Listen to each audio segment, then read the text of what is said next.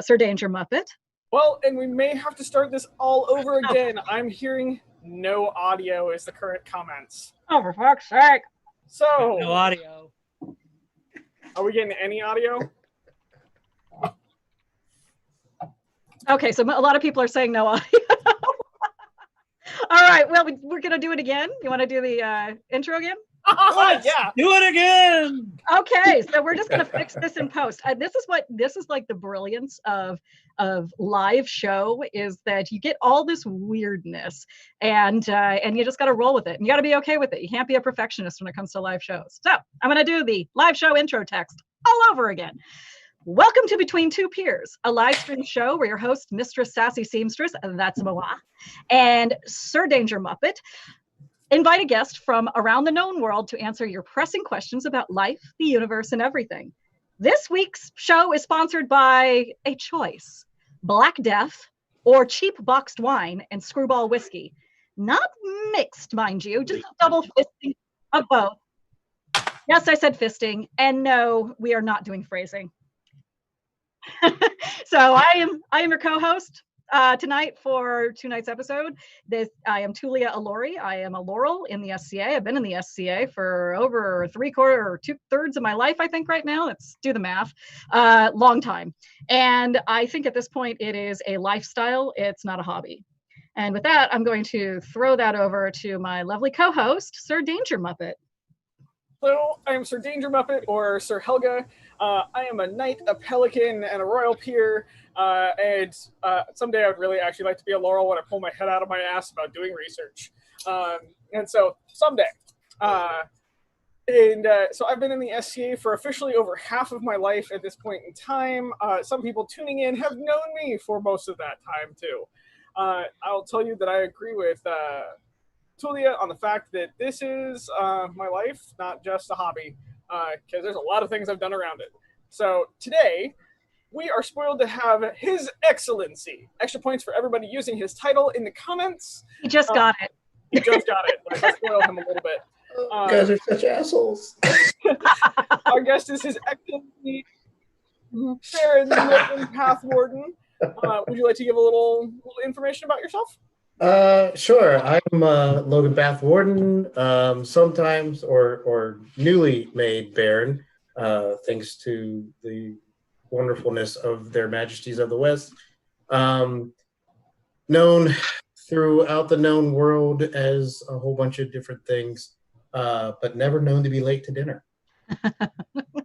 I've been in the SCA. This is actually my 30th year in the SCA. Wow. 16. I'm 46 now, so I'm an old fart. So you and I joined roughly around, I think you've got a couple of years on me. And yeah, I was like 93, I think was when I joined. Yeah. I'm just laughing that you guys have been in the SCA for most of my life. Oh yeah. Yeah. Damn. Shut up, kid. So with that, we're going to go through our drinking game rule. Okay, so we're going to test something real quick. So everybody hang on for this ride. There was a problem that happened last time. Am I allowed to go into our drinking game yet? We're waiting for Baby Ninja to tell us it's okay. Everybody's saying, or can you guys all hear us? Yeah, let us know in the comments on YouTube if you can hear us. Well, you just need a signal that we are audible. Help if I got an iPad and actually turn on. I'm getting everybody's hearing our sound. Okay. Okay, cool. All right, so I guess we can now do the drinking game. Now, into the drinking game with all of the audio problems. We're not using professional equipment, everybody, so thank you for hanging on. So the drinking game. When our host or guest uses a non-SCA name when referring to somebody else on the show. When somebody says blah, blah, blah, blah, blah. This is how exactly how this show is going to go. Yeah, this entire show is going to be like this. I'm really sorry. When someone says before I would appear, when someone says in the West Kingdom, when someone says when I last reigned, when somebody uses the term soapbox, and when somebody mentions spice sprinkles. Yeah. And with that, we're going to roll into our questions. All right. So first question up is actually directed at our lovely guest, Baron. This is from Patrick Torp. As a member of Drakenwald Army, what's the thing said army needs to go when traveling is safe again? Or what's the thing said army needs to go when traveling is safe again? I guess it's when the best war to travel to. So if you were to invite the entire Drakenwald army, or really anybody listening, what would be your suggestion? Okay, so to all of my friends and family in Drakenwald, I will say this. You need to go to anything that I'm going to be at. That's the best one, which means so I know you guys want to do big stuff for your vacations or your holidays. So Great Western War is always one of my favorites, and it's always good fighting. Australia War is always good. It's another one out here that's lots of fun, lots of good fighting. And I know it was a little rough the year before last when you guys came out. It was a little wet, but you have to admit that day that we actually did get on the field and go out there, it was a blast. And then I would really, really encourage any of you who can to come out to West Antier War or Antier West War, whichever it happens to be that year, because it is a completely different type of setting, and it is gorgeous. It's a fantastic site. Lots of good folks up in Antier to hit with sticks and then drink with. And they will make sure that you get back to your tent in the evening. But other than that, anything that I'm at. I like that answer. I'm going to go with West Antier War. If I only have to answer one, West Antier War. It's one of the hardest hitting, most friendly wars you'll ever go to, and it is a blast. I'm going to say as a non-fighter, my favorite one, and I haven't gone to a lot of wars, but my favorite hands down is West Antier. Also, it flips. It's supposed to flip Antier West, West Antier, depending on which kingdom is hosting it, because they trade off year after year. But it's really kind of a culturalism for anyone who's in Antier. It always calls it Antier West. Anyone who's in the West calls it West Antier. It's just a fun little silly thing, and it's a fun war, and it's a beautiful sight. We've talked about it a couple of times on the show. We've talked about how it's a quarter of a mile or so from the ocean. It's on the Oregon coast. It's just like I'm getting chills just thinking about it, because it's such a beautiful site, and it's just filled with really good people and good times. So that would be my number one. Oh yeah. Could I throw a little bit more onto that question? Yeah. Okay, so I'm going to do the opposite of that question. I think that everybody who watches this show should 100% go over to Europe, go over to Drakenwald, and make sure you hit up Nibelungenkrieg, Raglan Fair, or Double Wars. I wanted to go to Double Wars for years. Yeah, so that's or the Western. I can't talk today. The Westminster Pilgrimage. That is a fantastic event. If you want to do more tourney style than melee, but check out those. Nobody's going anywhere. We're saving up money. Plan a trip. We're reals. All right, we ready for the second question? Yeah, we're ready. Second question comes from Asa. How did you choose your name and device? Are they registered? Why or why not? That is a completely unfair question, and I refuse to answer it. Oh, no. What? No. Okay, so as you may know, the lovely Mistress Asa is my consort for the year, when we can get back up and start beating people up again. And I really need to get my ass in gear and get my device and name registered. Yes, ma'am. I know. I will do that. I did not have any idea that this was actually going to be a pointed question for you, because she submitted this question months ago. It's just been on our list. And I was like, oh, this sounds like a good one to ask. Let's talk about that. Sorry. She knows how to kick me in the ass. Yeah. She's my apprentice, and she's one of the most wonderful, genuine people in the world. But when she comes after you, you best listen. You best respect her. So I actually have had 2 different devices in the SCA. The first one, and I can't even explain to you what it was. I could look it up real fast, but that would be tedious. But it was kind of it was a simple design. It was complicated to remember the blazon for. And my Laurel, Duchess Juana, Isabella de Montoya y Ramirez. That was one of the criteria. You had to memorize her whole name. So yeah, but it scans to supercalifragilisticexpialidocious. So we can, it's easier that way if you remember. Juana Isabella de Montoya y Ramirez. The other requirement was that you had to, remember your blazon. Basically, you had to have a device, get it registered, and be able to tell people what it was. It turns out she actually had a really good point with this, because when you start, and I never knew this until I started getting fought for.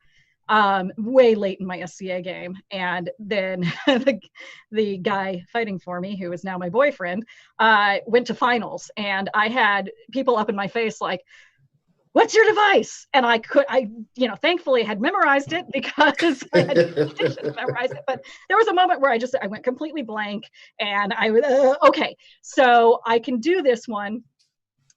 Hold please. Azure, across flurry, or between 4 plates, a hurt.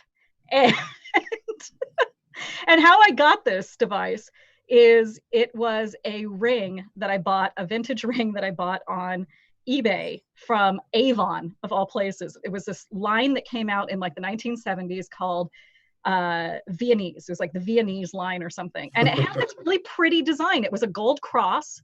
Like a cross flurry has the little, like fancy fleur-de-lis ends on it. And so it was like that kind of look. And then between each part of the arms of the cross was a little pearl. And in the middle of the cross was a lapis. It was fake lapis stone, but it was like a little circle of lapis that was in there. And I bought it, and I loved this ring. It looked fake, kind of medieval-y.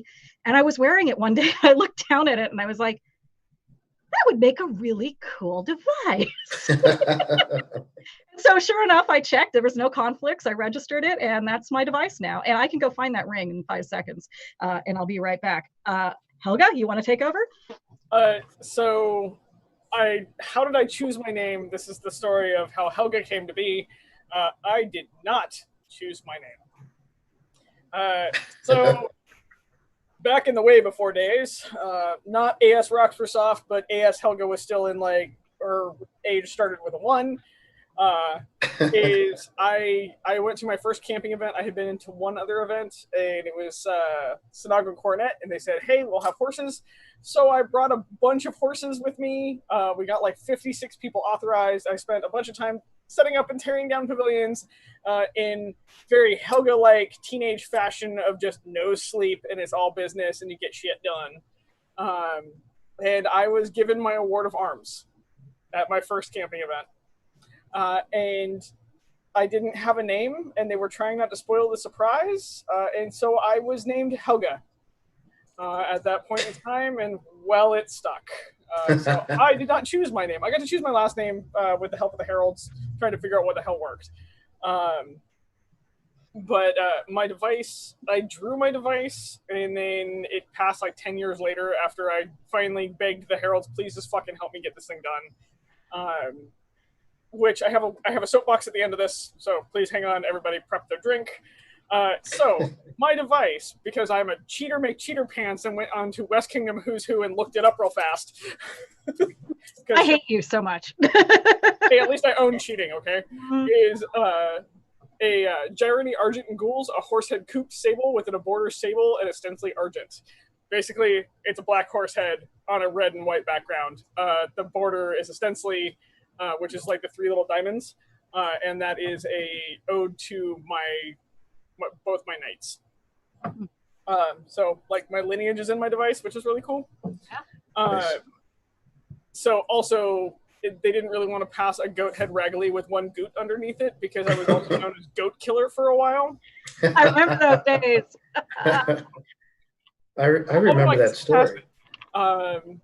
So yeah, and so here is my soapbox. Everybody, just drink right now.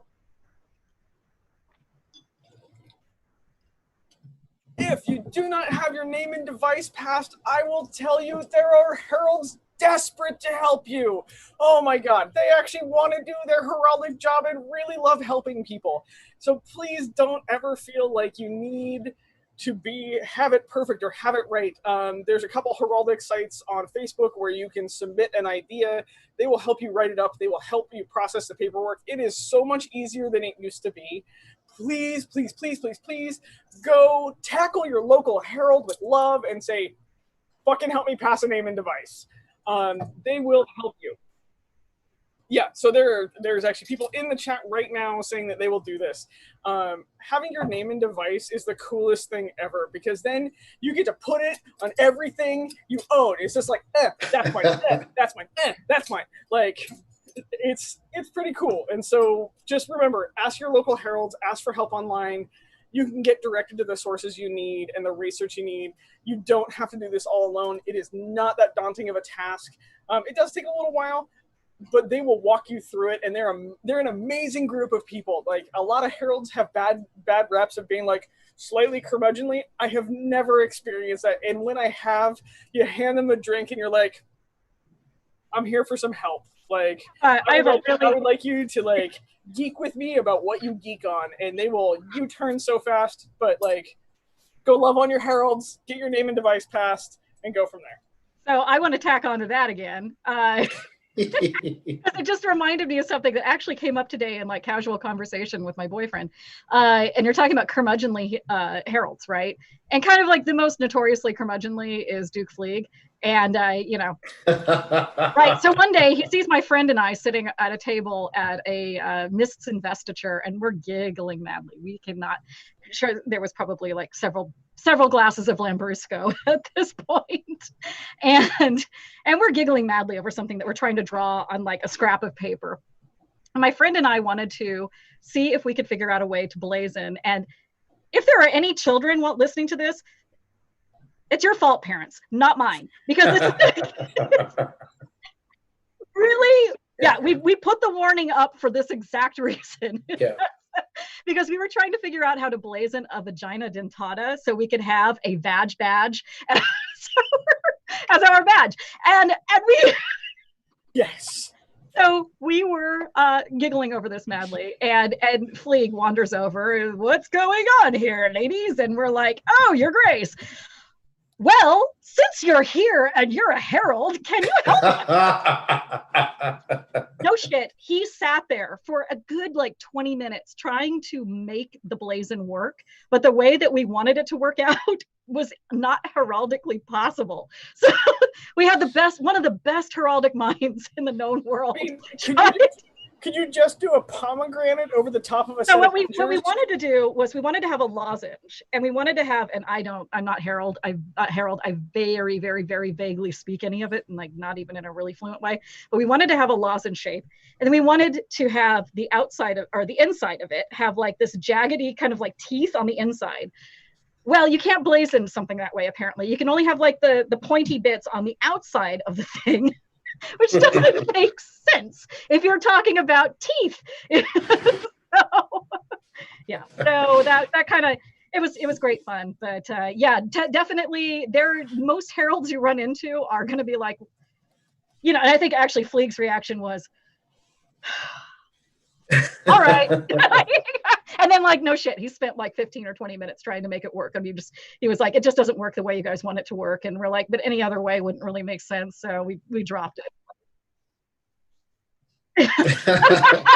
Okay, do it. Yes. Here's the prime example that the heralds will help you do the thing. All you have to do is come to them with your weird ideas, and they will find a way. Also, they're all problem solvers. Yeah. Remember when doing your device, you don't have to redraw it exactly the way that it's done, because it's done in very simple artwork. Take some artistic license. Like, I could totally do a pomegranate as a vagina with teeth. Yeah. Absolutely. Yeah, absolutely. Pomegranates are completely vaginas. Or you can do a strawberry like that with little zigzags in front. Okay, but moving on, because we have now Well, wait, we can't move on because I just realized I never actually answered the question. Oh, you're right. Okay, so how I came by my name. So I'll do this really quickly if I can. Logan is a family name. that I've always really, really liked, and I kind of wish that I had been named that. So I took that. And then Pathwarden is a moniker that has been bestowed upon me by various folks because of my my time in the military and my trips to the Holy Land. And my job was to do stuff to protect people, and so that was the a little thing that some folks threw on me, which I thought was kind of cool. And then, so I do know what my heraldry will be, or what the basis is if it gets passed. I know it won't get passed this way, but it is a field sable, 3 gunstones, all inflamed. That's it. It's a black field with 3 gunstones or grenades with flames around them. Basically, I wanted balls of pitch coming out of the night sky. I like it. That's really cool. Yeah. Get on it. You're excellent. I was about saying, super accurate to you. Yeah. Actually, I didn't talk about how I came up with my name, and I wanted to kind of just throw this in here. I have, I think, 6 different names that have been various stages of registered and or have gotten awards under. So I started out with this name, Breet McMurden, when I first started in the SCA as a little 15-year-old, and I picked it out of a Llewellyn book on Celtic mythology. And then Sarah Widville was my first registered name. And I'm looking at the date right now. It says I registered it in 2002. So I had that for several years. I got laureled under that name. That was my 16th century English persona. And Widville came from Elizabeth Woodville, who was a queen of England in the 15th century. And I thought, well, that sounds pretty cool. And then finally, when I got really into Italian stuff, after I got laureled, I switched it to Tullia da Ferrara. Tullia da Ferrara is actually kind of straight lifted off of a real historical character named Tullia da Aragona, who was a very famous courtesan in the 16th century. And that was my persona at the time. So now I go by Tullia Allori. It's not registered, but Allori is my favorite 16th century Italian artist. So I figured, heck, might as well do homage to him as, part of my name. So I have a lot of weird names. Just call me Tullia. Yeah. I also answered a hey you. Yeah, hey you. There is that. I'm just going to state that I think this show is going to run long, so everybody hang on for the ride. I don't know. The next several questions could be like, 1-sentence answers. Who knows? Oh, I don't think the next one is. You want to roll into that one? Yeah, go for it. I mean, I guess I go for it because it's my question. So this one comes from Viscountess Maggie Grimm. If you were at the very end of your SCA life, what is the one thing you would want the society to know about your SCA life? I guess your SCA epitaph or... SCA epitaph. Yeah. There is no other truer family than the one that you choose. I'm sure that we all can say this. We have seen so many ups, downs, and turnarounds with our friends and family in the SCA, and there is honestly no other place that I would want to be. It's one of the only places in the entire world where I can be myself. We've got with all the craziness that's going on in the world, and there are difficulties being a person of color in the world, especially a nerd of color. But it's always been a place where I could go and just 100% honestly be myself and not have to worry about anything else. And I don't know how to explain that kind of relief of tension. But it's the best. I don't know, it's made me a better person, and it's let me be myself. Well said. So I'm going to go with, if you're at the very end of your SCA life, what is one thing that you would want the society to know about your SCA life?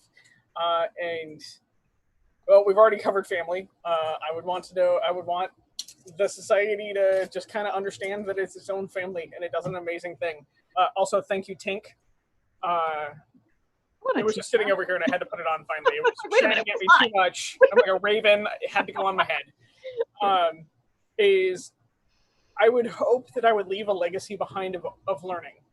That's actually what the next thing. Besides family, the society is so full of knowledge. And I haven't done this yet. I haven't gotten there yet. And so my SCA life isn't done. Is that I really hope that I would leave behind a note of generosity and learning. That's the goal. I always suck at talking about myself in this way. Like, I like to talk about myself just like random shit and stupid shit. Carius is giving his shocked face in the background. But when it comes to actually like, oh, what's your actual legacy? Like, if you were to put anything, and I always joke that like on my tombstone, my headstone when I die, I want, oh, for fuck's sake, like put on it. And I'm going to be buried next to my best friend, and hers is going to say, this is some bullshit. And it's like, kind of sums it up. But I think if in the SCA, I would hope that I'm remembered as somebody who wanted everyone to have as good of a time as I'm having, who wanted people to feel at home and feel comfortable and feel like themselves. So yeah, like, you know, you can be yourself here. Let's just have a good time and geek out at the shared love of this ridiculous thing that we do called the SCA, which is really ridiculous. I mean, let's be real. But it's magical. And that's like the coolest part about it, is that it is ridiculous, but it's amazing. I don't think I could really get any better than that. I want people to have fun. And I'm willing to facilitate that in as safe and consensually a way as possible. And so when I die, what is that song? There's that old song from like the 60s. It was, when I die and when I'm gone, there'll be one child born in this world to carry on. Yeah. That's kind of, you know, I want to look at it that way. I want the fun that I have here in this day and age where, you know, seize the day, that kind of stuff. I want that to be remembered. So. I would also hope that people remember me differently. Mm-hmm. Like everybody remembers me for something different. Like, I remember that guy, he sang a song at the fire one time, or I remember that guy, he was a real fun fight, or I remember that guy, he was running bare ass naked in the middle of the night for some reason. Like, oh, that would be my boyfriend, Duke Thornton. Really.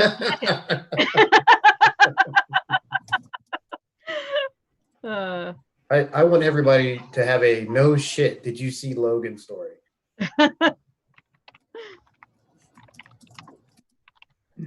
All right. All right. I was somebody actually just posted a really good. I was making sure that if the lady of the lake is here. Oh gosh. In the Paris simmering same eye. Let's note that it says shenanigans. So I am gonna hijack the stream for a minute. Hi everybody. If everybody could please pay attention to the Lady of the Lake stream, we have a special video for everybody to watch real quick. Oh man, now I'm a little worried. So when the hosts and guests are ready to look at it, I will push the button. Oh no, I'm ready to watch. Okay. Yeah, you go right ahead. Here we go.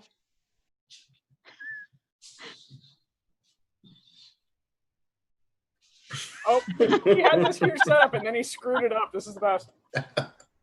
Oh, there she is. Oh, Lady of the Lake. Yeah, by like monsters. Oh yay! Oh yay! The Lady of the Lake. Incoming shenanigans! I can do that whole thing for Monty Python if you want. Oh. Hold on. Hang on, do we have to turn on our volume? We can't. I can't hear it. Hold on. Oh, I missed it. Oh, okay. So there's shenanigans. Oh yay! Oh yay! So, Tulia, do you have your shenanigans ready? Oh yay! Incoming shenanigans! I do, in fact, have my shenanigans ready. Are you ready to flip back? I'm now turning off my mic. Bye, stream. I didn't hear what was said. No, neither did we, but Alison had sent stuff to Helga and I that a week or so ago that says open on air. So we interrupt this stream for shenanigans. I'm pretty sure. I would like to note that it rattles. No, mine doesn't. Maybe we got different things. I don't know. I'm not using my sewing scissors. Don't worry, I'm not that, not that crappy of a Laurel. I don't have anything to open except for booze, so that's what I'm going to do. Okay. Oh, wow, it smells good.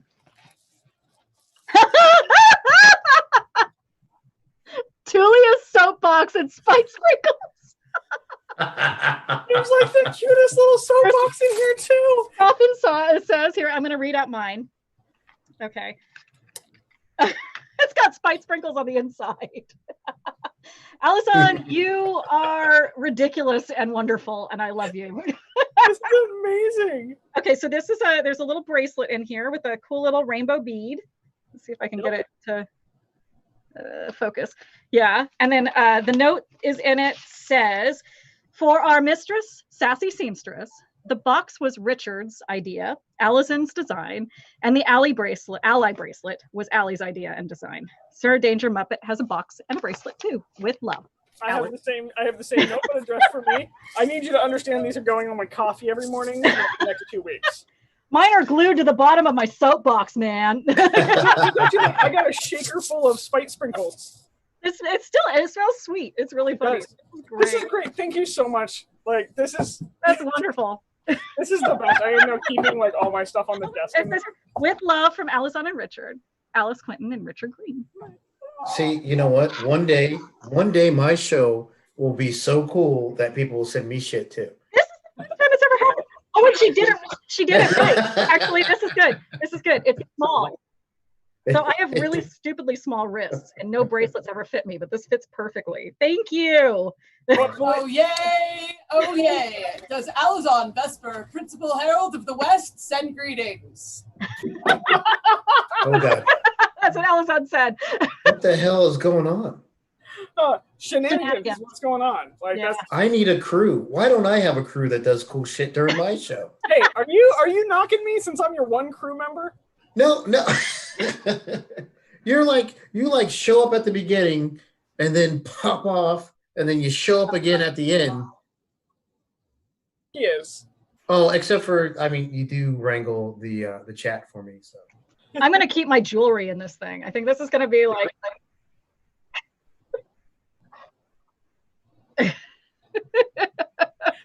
So are we ready for the next? Yeah, let's go on to the fourth question of the evening. Okay, so this is gonna be one where Tulia, you can totally I'm gonna need you to correct me on how to pronounce this. Do you want me to say it? Can you?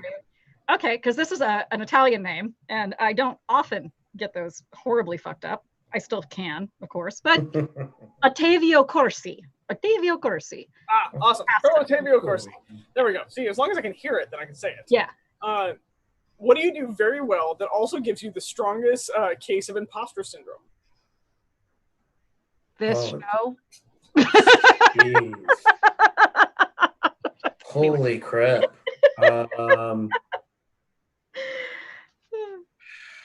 What do I do? Well, so everything that I do gives me imposter syndrome, to be quite honest. And I'm not bullshitting. I'm not being facetious or anything. It's one of the things that I struggle with very, very much.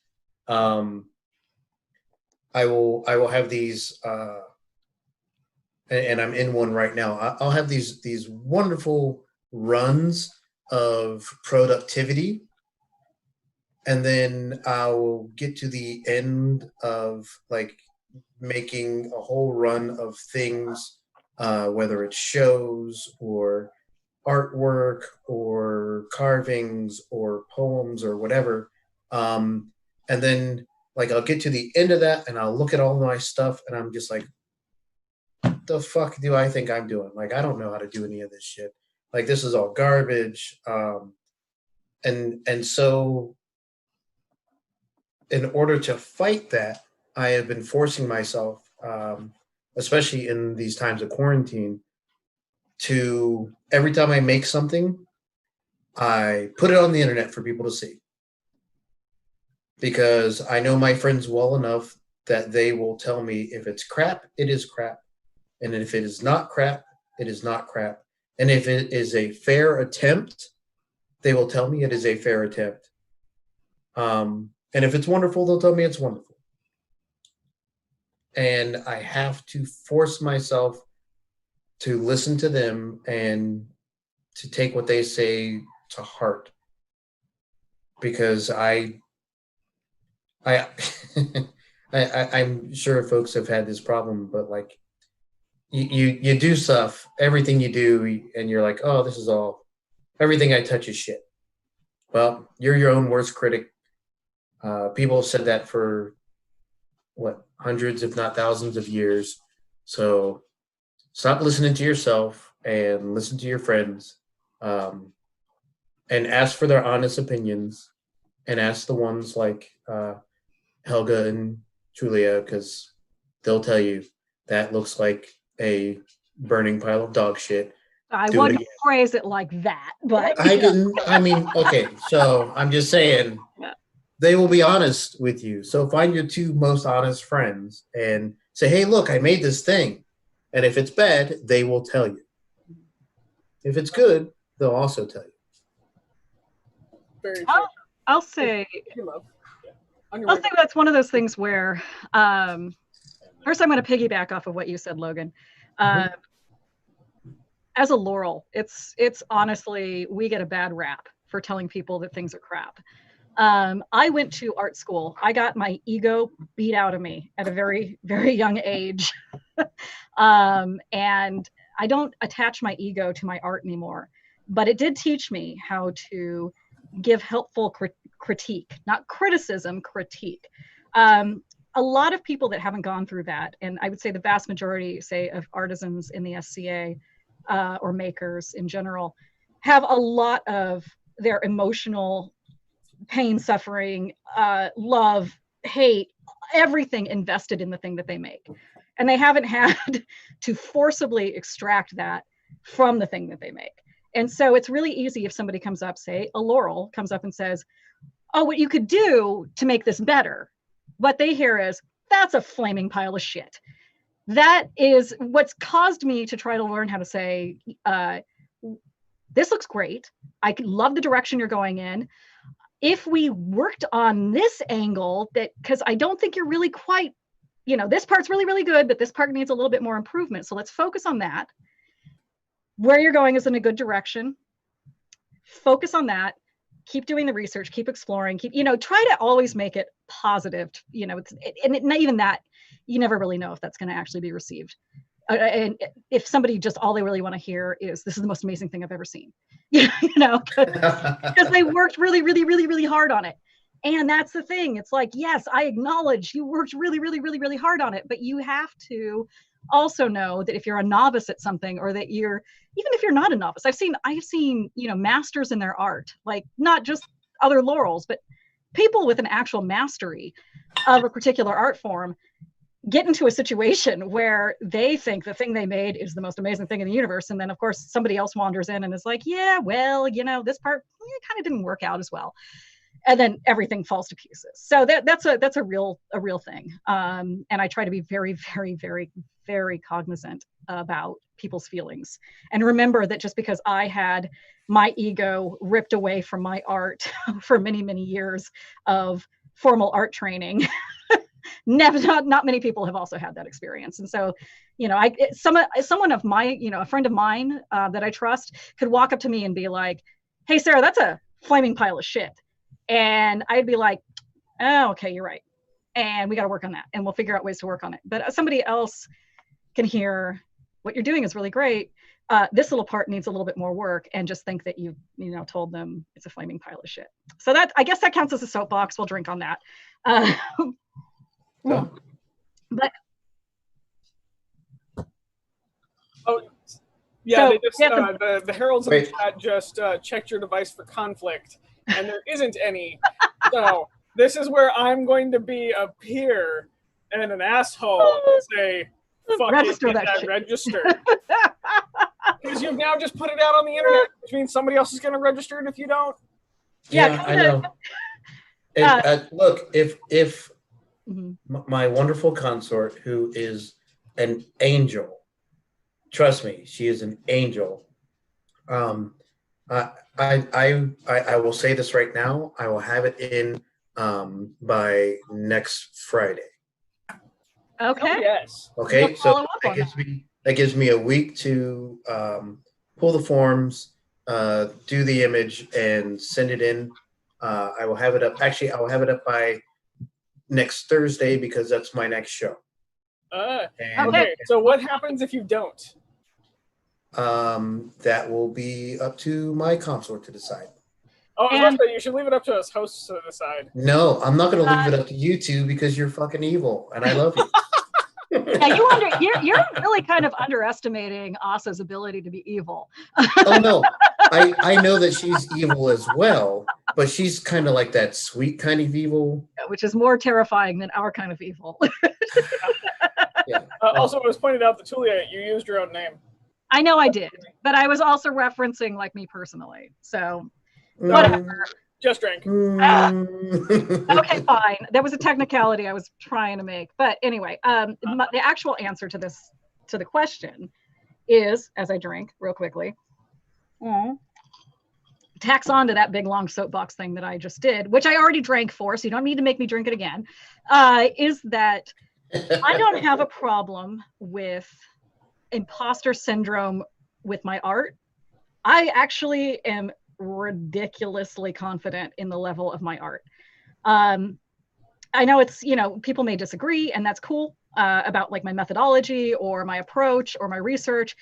But again, academia has done such a number on my brain that I'm like, well, in the spirit of debate, let's talk about why you think I'm wrong. And then we can have a whole discussion about it. And a lot of times it's led to me revising, a theory or a technique or an approach that I had to, something that I was making. My thing, and I just realized this really recently, like actually probably last week, is that I don't have imposter syndrome about my art. I have imposter syndrome about me. Like, I don't look at my stuff and think, oh, I made, everybody thinks it's so great, but it's just really garbage. Like, that's not my problem. My problem is I'm garbage. Like, I see me as garbage, like a default level of garbageness. Everybody else is like, what the fuck? You're doing a great job. You're like doing this and this and this. And it puts an undue burden on people to be like my cheerleader, to like get me to get out of my little, hole that I'm dwelling in and get back on the horse and all that stuff. And so I fight a lot with that. But I would say like, rather than it being this thing I made is garbage and everybody's just blowing smoke at my ass, it's I'm just garbage and everybody's blowing smoke at my ass. So that probably goes way deeper and darker into Tulia's damage than anybody ever really wants to know. But that's probably my closest I've ever come to feeling like I have imposter syndrome, is people are just going to find out what a piece of shit I actually am. Ready, drink to Tulia's damage. Hey, drink to Tulia's damage. We still love you. Mm-hmm. Right. So I'll try to keep my answer short. God knows why. What was that? I said, God knows why you still love me, but thank God you do. Shall we start listing reasons? No. In the after show. We'll save it for the after party. Yeah. So what's a thing that I do very well that also gives me the strongest case of imposter syndrome? If you want to talk about a question that fucks with your humility. Yeah. Like, really? Solid question. Also, I hate you. Yes. But also we love you. I'm actually there is a very easy answer to this saying the imposter syndrome, blah, blah, blah. I'm actually going to be a non-humble asshole for a minute. I'm really good at breaking down fights.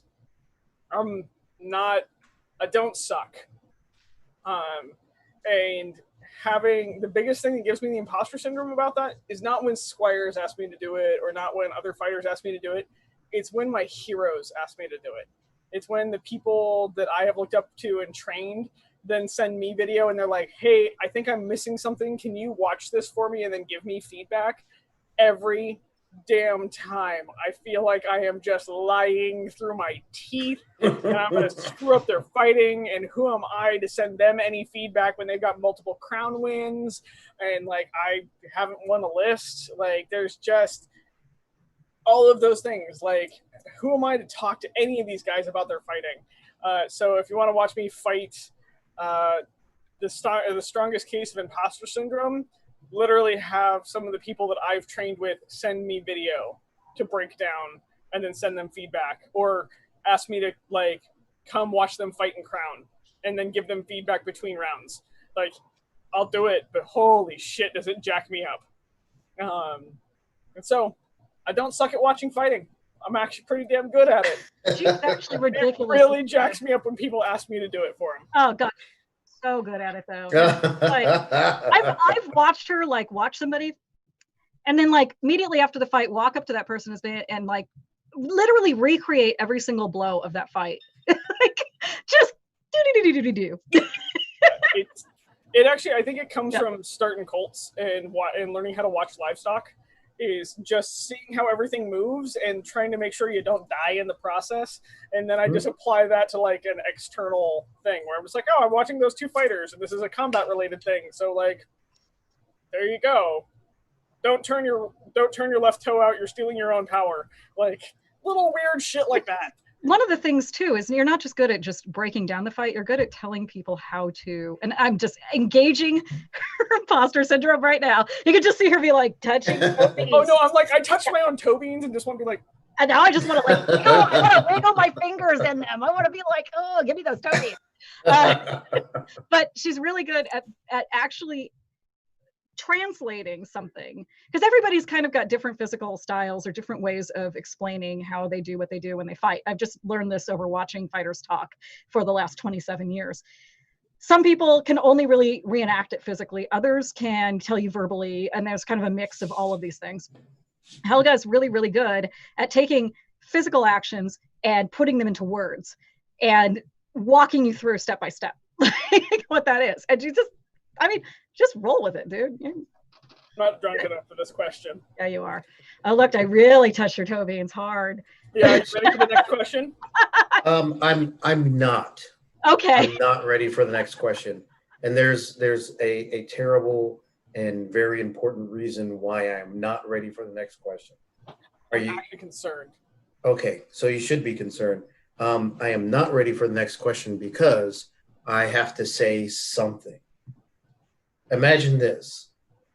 Logan Pathwarden wants to talk. Okay, so my very important thing that I have to say is, long live the Queen of the West. Long live the Queen of the West. And long live the Queen of Drachenwald. Long live the Queen of Drachenwald. And the Queen of the West and Separate Champion, and I totally missed that cue like an asshole. To their Royal Majesties. To the Royal Highnesses. Cheers. Okay, now I'm ready for the next question. Sorry. Okay. Sarah, this You're a good person, Logan. See, I've got you fooled. Nah, I don't think you got me fooled at all. I'm pretty sure deeds speak louder than words. Anyway, next question from Merrick. When not sitting the throne, what strategies do you use to mentor those around you, whether a formal student or someone you believe in? So, since 2/3 of us here have not sat on the throne,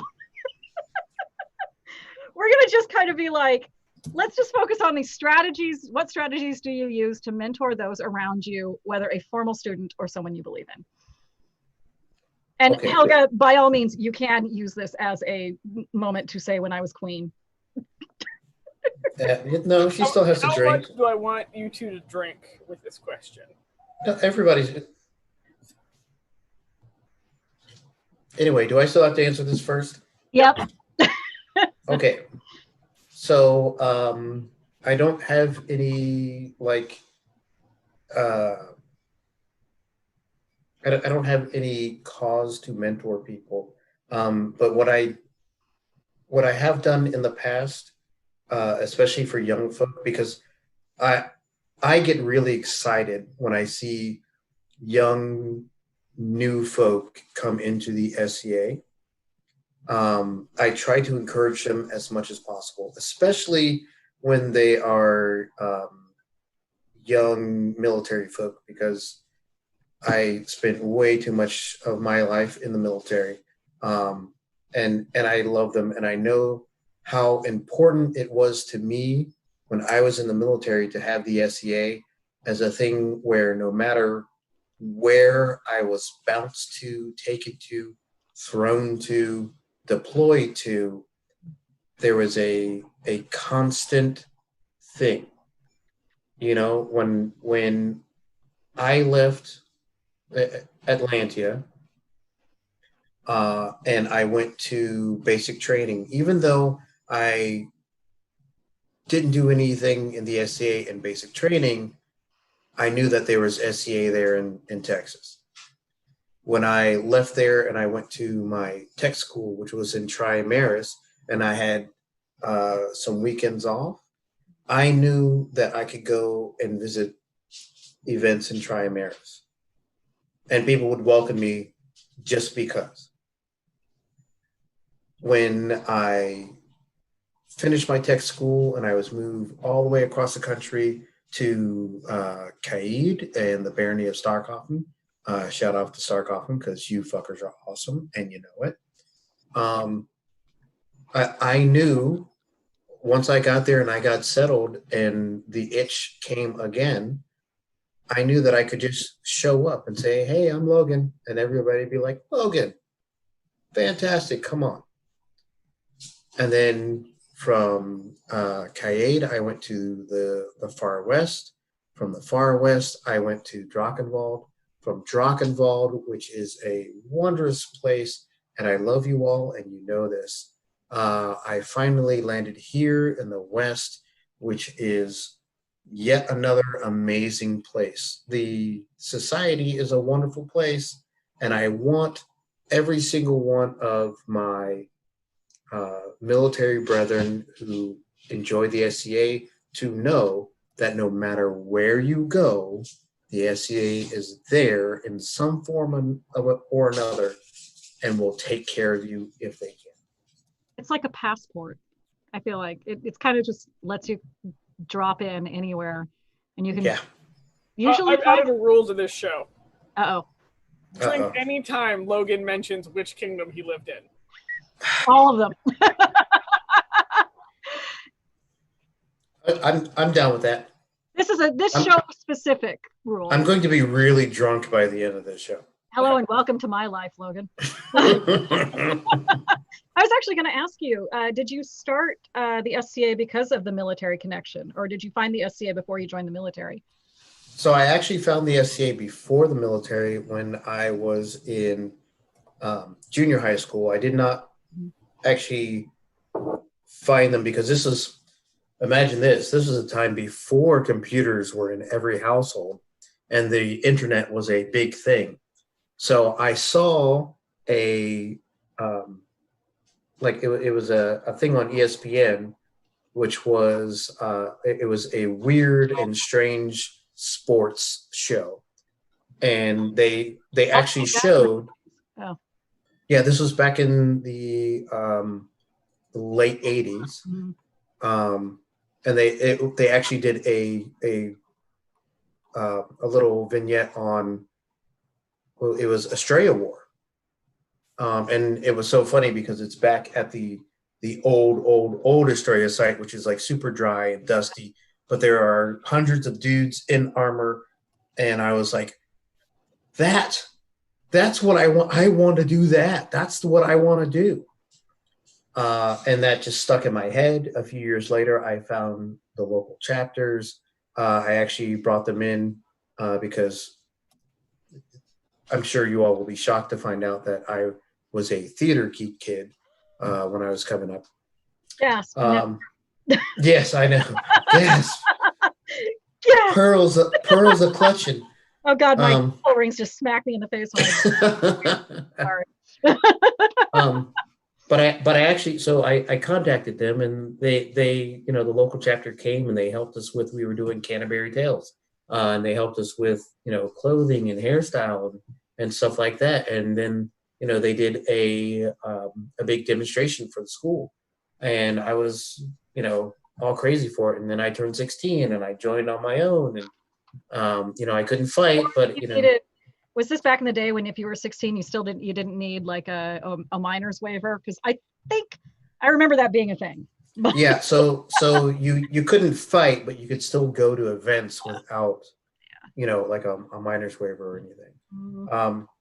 But then as I grew with the SCA, and the SCA grew with me, and it's always been a part of me.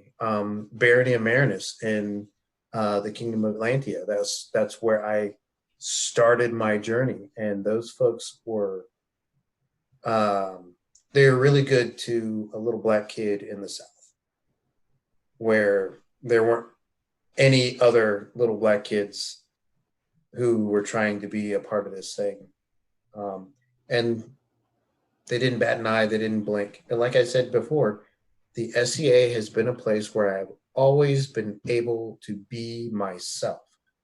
I'm going to interrupt you very, very Sure. for a second, Logan. Helga, because this segues really well into the next question. Do you want to just skip our answers and just go straight into the next question? Actually, that's probably a good idea. Yeah. So unless you can give your answer in that, like. No, I don't want to break the flow. I've already broken enough of it, but okay. Yeah, the next question actually tacks on really well. Yeah, literally, we're just going to dogpile on where you're going with this right now. We had a question submitted last minute, which was good enough that we were just like, yep, we're adding that in. And so here is the question of the evening. This is from Baron Aaron out of Ontier, who was a previous guest. I think he's guest 11. Yeah. 12. He was the previous, not the last one, the one before. Yeah, so 12. Who is a fucking delight, by the way. Yeah. And so he sends in, as a person of color in a hobby that to date has been largely dominated by white Euroculture normativity, do you find yourself having to explain your love of the SCA to the others in non-white social circles? So, okay. And we've touched on this a little bit in my show, Ask the Knights Live, the special editions, 1 and 2. Mm-hmm. And yes, so yeah, there is some blowback, not just from people who aren't of color, but also of people who are of color, who want to say things like, why do you do that? That is a white person's thing, or, black people don't do that, or this or that. So I will just say this very simply, that I am a black person. I am a person of color. And if I do anything, then that means that people of color or black people do that thing. And that's the end of it. If you, as a person of color, choose not to do that thing, well, that's great. Go on and do the things that you want to do and enjoy them. But these are things that I enjoy. This is also part of my heritage and my culture, because through the SCA, I've been able to explore not only the European side of who I am, but also the sub-Saharan African part and the Arabic part of who I am. I mean, look at how I'm dressed tonight. And I'll say it just one more time to make sure that everybody understands. If I am doing it, that means that black people do it. And there's your answer. If you have a problem with that, you can fuck right off. If you have a problem with me, you can fuck around and find out. I love you right now. Also, I'm pretty sure that's the most succinct answer you've given so far. Got his elevator pitch. Sorry. No. Sorry, I get a little warm when people question. Yeah. Like I don't give a fuck who you are. That's just like saying, well, you're not Japanese, so you can't enjoy anime. Well, that is 100. That's 100% bullshit, because if it's something good, you can enjoy it, right? Yeah, there's nothing wrong with enjoying, appreciating. It's the difference between things like cultural appropriation and cultural appreciation. By the way, I'm laughing super hard that a corner of our chat is showing up on the YouTubes. Well, I'll tell you this. Come on, baby ninja. I thought you were on this shit. Anyways. Okay. I'm not going to. So, I'm actually going to put up to our guest right now. We had another question that segues in very well to this series of questions. However, it probably means that we'll need to drop a couple other questions off that we have preset for you. And so I'm going to leave it up to you. Do we keep down this path for another question and we try to be like slightly succinct about it? Or do we move on to the next question? I'll tell you this. I'm on this show until you tell me it's over. I've got plenty of booze here. I've got my lovely wife over there who, if I happen to run out of booze, because I did not prepare enough, is sweet enough and lovely enough to bring me more booze. So I'm here until tomorrow, basically. It's like, what is time even? I mean, we're all in this together, right? Yeah. So then what I'm going to do is, Baby Ninja, please hang on for this ride. Don't post another question. We had another question come in the chat group, which I think segues into this very well. And this is from, what was that? Oh yeah, we're going to plaid. Strapping in, we're going plaid. I wish you guys could hear Baby Ninja's commentary all the time, because there's usually like movie references the entire way. I was going to say, tune in this Saturday for Baby Ninja commentary. Tomorrow. I'm so on. Like, that's the first thing I'm doing when I get home from work tomorrow. It's just like. Yeah, Baby Ninja and Carius are going to be asking us the ridiculous questions, and it's going to be fun.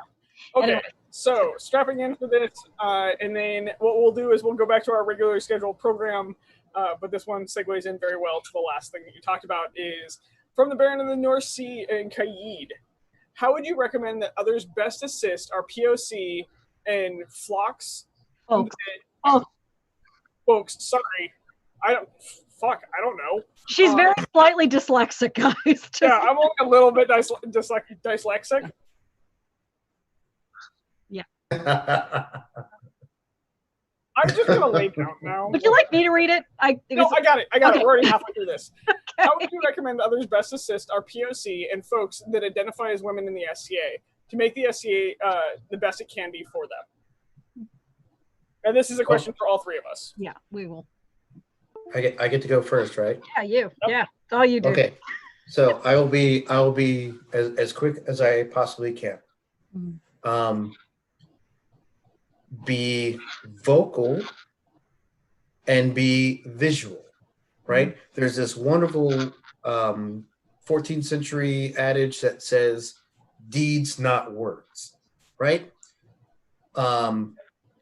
And I think that is an amazing thing, because what you do is more visually telling than what you say.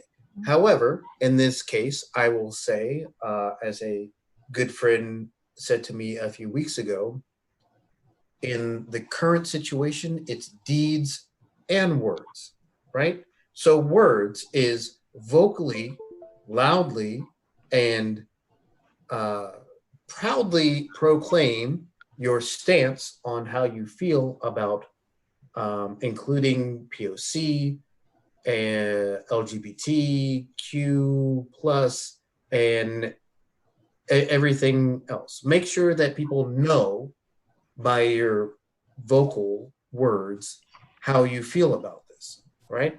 And then the other thing is deeds. I don't want you to, if you want to, great, go on a march, go on a protest, whatever. But what I 100% expect you to do, if you have vocalized your support, is as soon as you see someone trying to degrade or make one of these groups feel bad, you had better get off your fucking high horse and put your foot in their ass, right? Because you can be on that horse and you can be seen and you can be vocal as much as you want, but you jump off that horse and you put your foot in that other person's ass and tell them, no, I will not have this in my society. I'm just sitting over here nodding furiously. Absolutely everything that he said. It is imperative, not just, and a lot of pressure is put on the peers and royalty to be very visual and vocal about these things and showing support, and but I say it's incumbent on all of us. Doesn't matter your rank, doesn't matter your station, doesn't matter the titles you have or don't have. It's incumbent on every single one of the members of the SCA to make this place safe for every member who, because their skin color, because their sexuality, because of their identity, sexual identity, for them to feel safe. Because if one person doesn't feel safe, then we failed. We've failed horrifically. And this goes all the way back to the very start of what the SCA was really about. And I kind of like to say, in the West, watch me drink. I'll drink with you. We started this dumb game out here, right? A bunch of hippies, a bunch of, nerdy medieval Tolkien fan hippies started this beautiful thing. And it was an ideal. It was an ideal. They wanted it to be an ideal. They wanted it to be a refuge from the bullshit of mid-1960s politics in Berkeley, which was really ugly. If you've never studied the history of the civil rights movement in the Bay Area, you may not understand that it was not all peace, love, and understanding and, put your flowers in your hair when you go to San Francisco kind of a thing. It was literally bloody. Lots of riots, lots of police and student confrontations, especially in Berkeley. And the SCA was kind of founded on this idea of escapism. And escapism is not a bad thing. When you're faced with the reality of the world, and the world is a really shitty place, it is healthy for you to have a refuge, a way to go and detach from the reality that is painful or hard or ugly or difficult in any sort of way. Collect your mental strength and return back to that world at the end of the day or into the weekend. And I really think, after talking to so many of the original people that started this, that I'm not trying to speak for them, but I'm going to say that my impression was given that this was something that was a real concern for them as young people in 1966 Berkeley. They were watching people get shot by the police. They were watching people get, hosed down Telegraph Avenue by high pressure hoses. Not just, somebody turning a lawn hose on someone. We're talking this is fireman grade level water cannons being turned on student protesters at UC Berkeley. And they needed a place that was safe to detach from that. And I still think that the SCA can be that. I still think that the SCA, as big as it's gotten much, much bigger than, 1966 students at Berkeley could ever have imagined it to get. But I think that that's the core of what the SCA is for me, anyway, is a refuge. It's a place for people to escape and to be able to collect themselves, to be the best person, the best version of who they are that they can be. And if one person doesn't feel safe or welcomed or, a part of a group, then we're failing, because we all need this place. We all need this thing. That was not succinct at all. Sorry. It's okay. Good for the 1960s. So I love 1960s history. So I have studied the shit out of it. So you want to just download a whole thing, then I can do that. Okay, so I'm just going to probably say this will develop into a soapbox. I'll let the crowd decide, and then we'll drink for it. How we can best assist our POC and our female identifying and also our LGBTQ. I always fuck up that acronym. I'm sorry. I'm even a part of that acronym, and I fuck it up. There's a couple things. One, own your shit. I am openly, and I understand that if you are not ready to come out and say your sexuality and everything else like that, don't force yourself to do this for somebody else. But I will tell you that if you are, openly own it. I openly own the fact that I am both a bi and poly peer, and that I attempt to be an ally in all things when it comes to that. And as a peer, like, I want people to know that they can come to me and say, like, hey, I'm getting a harassment. I will totally. So, one, own your shit. If you want to be an ally, the only way you can be an ally is by owning your shit and understanding your biases, but also saying if you are or aren't something. Just do it. Like, what are they going to do? Take away your birthday? Number two, the paradox of tolerance. Right now, the SCA is going... Okay, this is a fucking soapbox. The SCA is going through a bunch of... Wait. Drink. Yeah, everybody drink.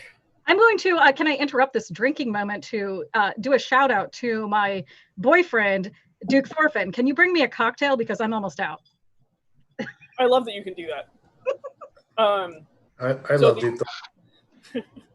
The SCA is going through the paradox of tolerance right now, where we have tolerated a lot of things until we realized how badly it impacted our society.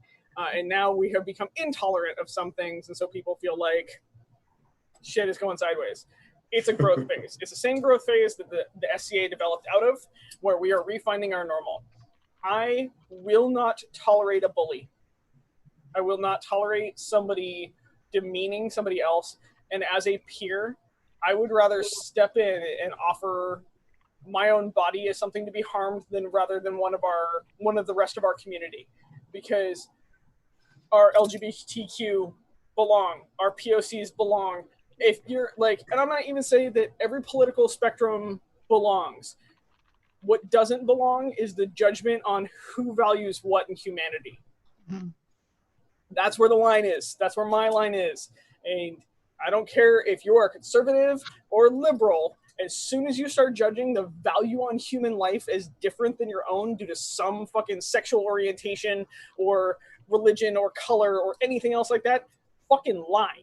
You are now judging them as lesser than you, and I have a fucking problem with that.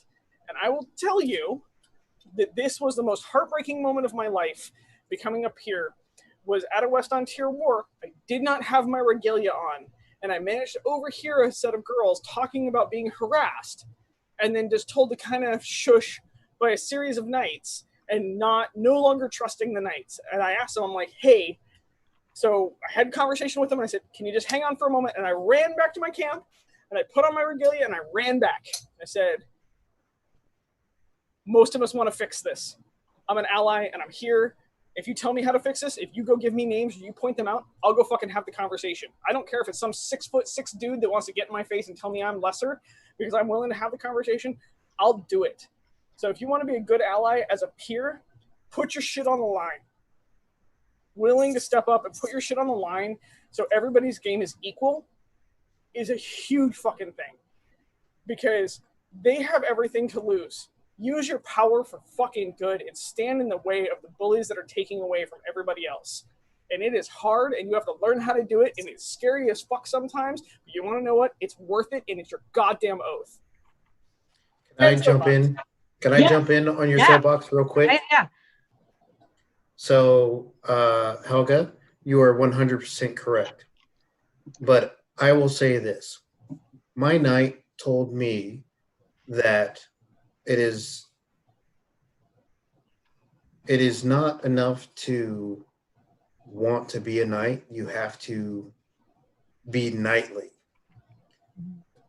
And it is one of the things that I have strived for forever. I am not a knight. Nope. I am barely a baron. And that no, you're not barely a baron. You're a baron. There is no barely. Okay, but by the pregnant. I have a joke about that, but we'll tell that later. So by the grace of their majesties, I am a baron. But I am just Logan. Okay? If there is a problem and you are at an event with me, find me. I'm very easy to find. I look like this. I'm 5'4", so I'm the short guy that looks like this. I am the short black guy with a crazy beard who talks too much. I don't give a fuck who I am in the SCA. If there is an issue, I will go and I will address it, because we, at the very end of it all, we're people, right? And I don't give a shit. Like, I am a baron because their majesty said so, but their majesties are only their majesties because everybody else says so. Mm-hmm. Right? It's belief made manifest. There's two things I'd like to tack in there, if I may. One is that I love Qaid. The interior of the crown say you rule because they believe. Mm-hmm. Fucking A, they nailed that really well. The other one is there's other kingdoms. I can't tell you, I can't remember which ones, but that offer the populace the ability to swear fealty to the crowns. It's been done like a handful of times in the West. It's not kind of a default option in the West Kingdom. But it's one of those things that I think when you swear fealty to the crown in the kingdom, you become weirdly protective of everyone in it. And in the West, typically that's something that's only really done with peers or reigning, crown, coronet. But I also feel like this is a moment where we all need, and like you said, Logan, we all need to step up. Doesn't matter who, your title or your, anything like that. Everybody needs to take ownership of the game at the basic level. Doesn't matter about fealty. Doesn't matter about the oath you swore. It is we're all trying to make this game the best game that we can possibly make it.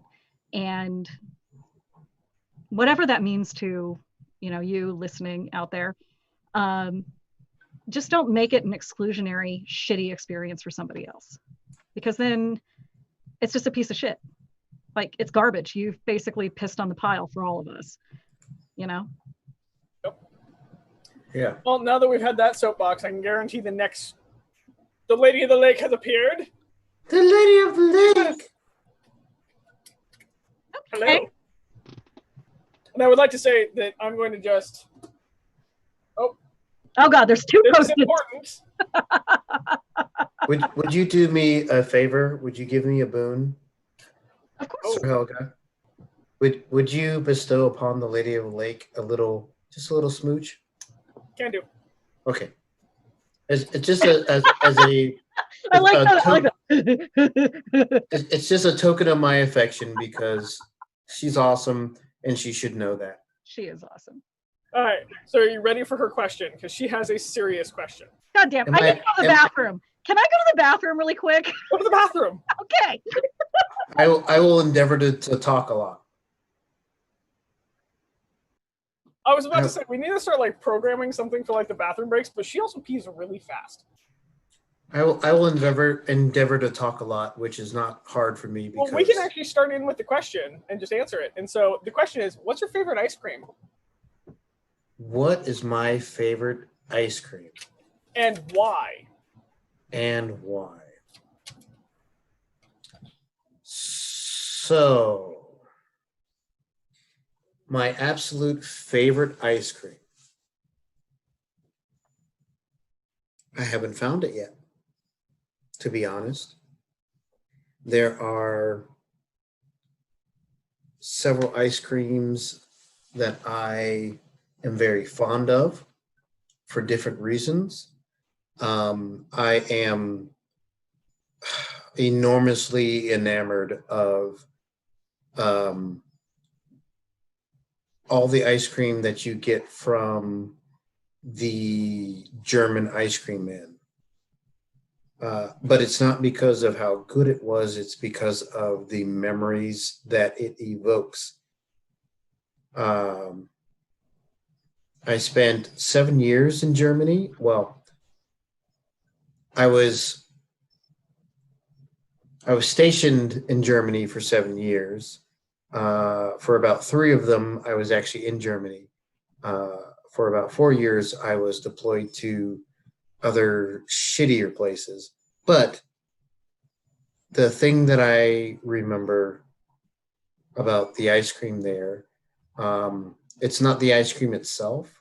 It was the memories of the ice cream man showing up and my kids going crazy and all of us, running down to the ice cream man to get our favorites, or this little ice cream shop in Bitburg. Shout out to Bitburg, Germany, because you're awesome and I love you and you make really good beer. This little ice cream shop in Bitburg, Germany that made, if you ever had Bitburg beer, that's where the brewery is. And this little ice cream shop for like 2 weeks had Bitburg ice cream. So yes, they made ice cream with the Bitburg beer, and it was amazing. It was fantastic. I can't really tell you what my favorite ice cream is, because there's so many different things. It's all the memories that come with it. I'm still looking for my favorite, because I'm hoping to get more memories with different ice creams and have them become my favorite of the moment. When I'm on my deathbed, I want to think back to all the different ice creams I've had and when and why and where, and I want them all to be my favorite, because I'm a big puss like that.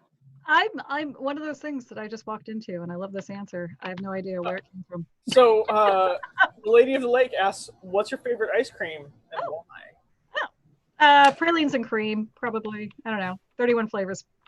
Baskin Robbins, pralines and cream. So I have 2, and it depends on my mood.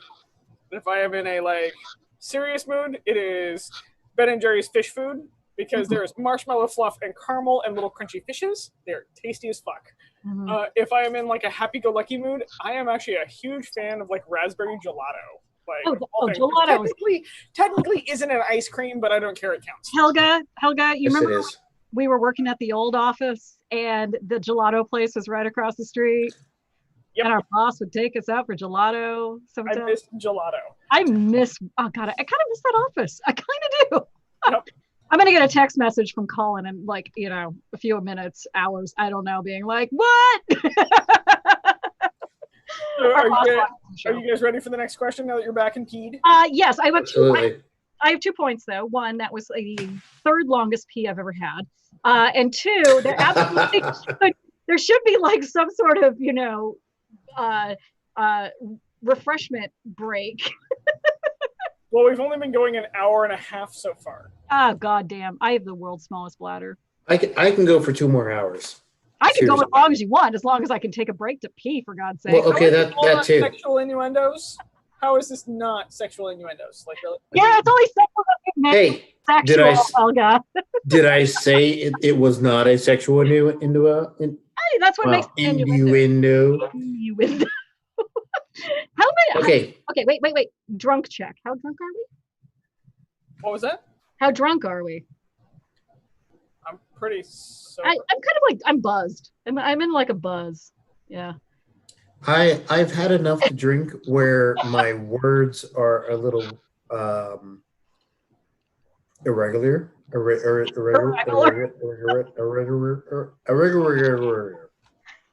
Okay. I will just say, if I was in Drachenwald, they would understand me. Oh yeah, no, I speak that language. Too. In Drachenwald. All right, so are you ready for the next question? Yeah, let's do this. Let's just get back on track. Come on, guys. Sarah, it is number 7, and Absolutely. It is yours. You said Sarah.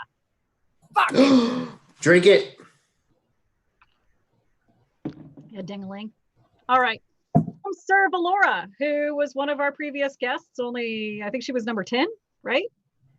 She was awesome. Good guest. Or 11. I'm losing track. Anyway, Have Sir you Valora. had a bad guess yet? Actually, no. I mean, besides me. You are not a bad guest. Oh, I'm a terrible guest. So I say this every single time, like after every single show, I'm always like, that was the best show we've ever done. How could it possibly get better? And then it gets like way more awesomer and epic every single show. So I don't know. It's this, Helga and I hit on this weird ass recipe that for some reason you add enough booze and random questions to the mix. And you get an interesting person in the hot seat, and voila. All right. If only you had an interesting person in the hot seat. You sexy. I am going to flat snap the fuck out of you when we're allowed to fight again. So, Bring moving it. on to the next question, because otherwise we're never getting through this show. So tedious. Hey, All right. I'm not scared of you. Bring it. All right. So I'm Sir Valora.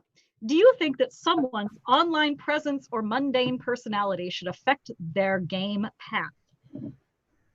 So I think what she means is, do you think like the online, how you behave online should affect your SCA reputation? That's how I interpreted it. Okay. So I'm gonna take this off for a second. Hold on a second. No. Nice coronet, by the way. Coronet has come off. You're only a bear. Yeah. So I just don't want to have to apologize to their majesties for making the mistake There's no of adding me as a court baron. So here's the deal. Remember when I said that if I am a black person, so if I do something, then that means that black people do it, right? You guys remember that little bit? Yeah. So if I am an asshole and I do something that shows that I am an asshole, then I am an asshole. Seems legit. Okay? It does not matter within the SCA, because we have to remember, within the SCA, we claim, most of us, most vehemently, that we are not a LARP. We are not a live action role play. You ask most people in the SCA, and they will say that we are not a fucking LARP, because they hold those things in ill regard, which I do not, but we'll talk about that later. So if we are not a LARP, that means that whatever you do as your persona means that is what you do as you. So if you are an asshole, if you're a bigot, or if you're a misogynist, or if you're a transphobe, or if you're a racist, or you are anything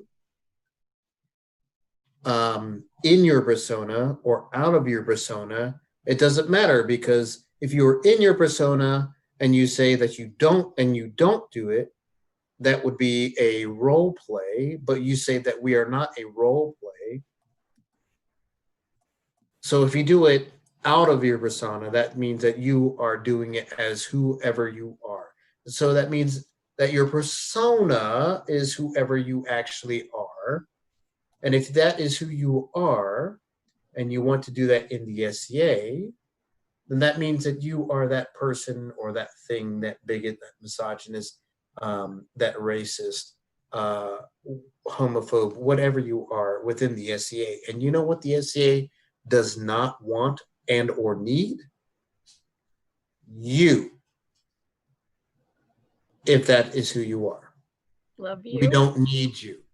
There are other places that you can go and have that kind of mentality, that kind of mindset, that you can go and you can play almost the exact same game. You can go there and be that person.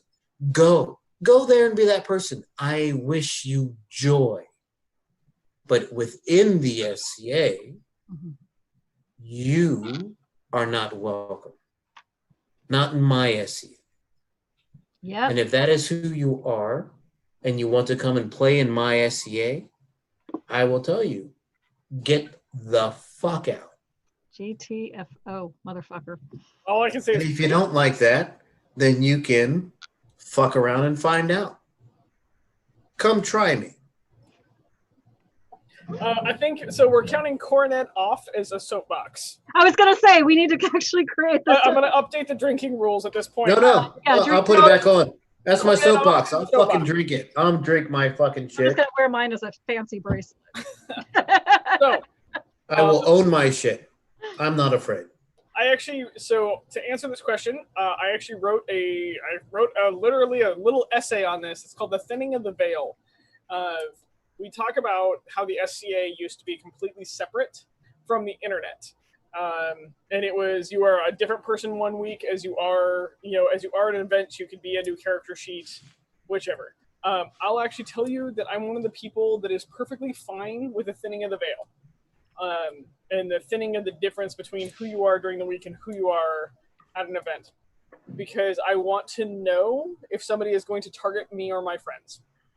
I want to actually know if a person is a knight 24/7 or a peer 24/7 than if they are when they're only the regalia is on. And so, while it is heartbreaking to watch some people just skewer themselves on the internet, I think that, yes, your comportment on the internet, especially right now, especially in a pandemic, especially we have nothing else besides living in a small box with a keyboard.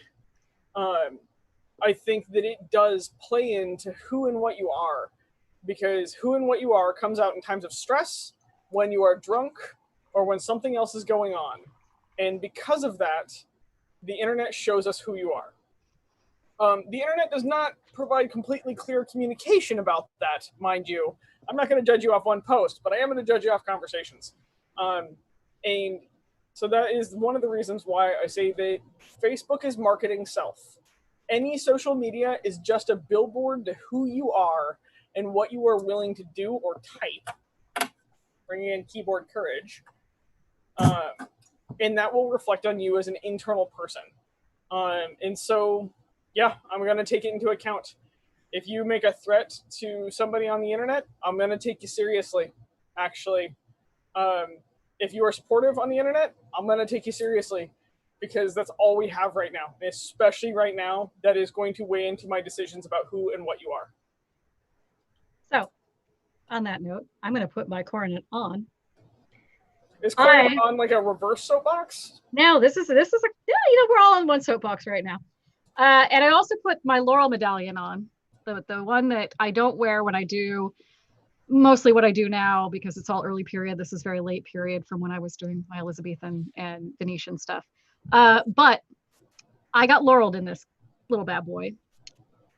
I am a Baron S of the court of the West Kingdom.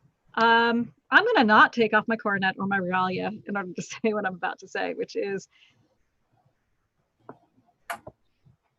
you are who you are, online and off. That is not a thing. I mean, if you're a shithead online, then you're a shithead in real life. And if it's incompatible with the SCA and the rest of the SCA, and you get canceled or called out and your fifis get hurt, maybe rethink why people are like, hey, that's not cool. So I say this with, all the regalias, right? I feel that, and again, this kind of goes back to the previous question, but regardless of whether or not you are a Baron, Baroness, whether or not you are a peer of the realm, whatever, we are all in this to make this a better game for everybody. And if we are fucking that up, then we are fucking the game up. Period. End of story. Agreed, 100%. So now that we've all had like some super serious soapbox moments, are you ready for the question of the show. Oh, is that the one that's going to get posted? Do you think? This will possibly be the one that gets posted. Oh, I've been waiting. There is one question that I've been waiting for. Oh God, I don't even know, because this one we may or may not have taken it. So this is from Andromaca? Andromaca, I think. All right, cool. I actually almost got that right. What bending element from Avatar do you associate with and why? Oh, that's easy. I'm an earthbender. Why? Because I try to stay as grounded as possible. While I can appreciate the earthbenders with their airy ideals, I should say. I'm an earthbender. I am rooted to the ground in reality. When's your birthday? I'm just curious. When's your birthday? I'm a Taurus. I'm You're an earth sign. That's why. Yeah, I recognize. I am a prototypical earth sign. But yeah, like I believe in earthbenders and metal benders in particular, because they've gone that little bit extra to refine their art just a little bit more, but they're still earthbenders, at the heart. Yeah, that's me.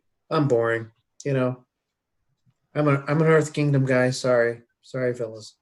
So if you would have asked me what my sign was, or my D&D alignment, or if I was a hobbit or a dwarf in Tolkien, like I could have given you these answers, right? I've never seen Avatar: The Last Airbender. Okay. I'm old as fuck. I see Baby Ninja losing his shit in the back end right now. Araya drank. Fuck.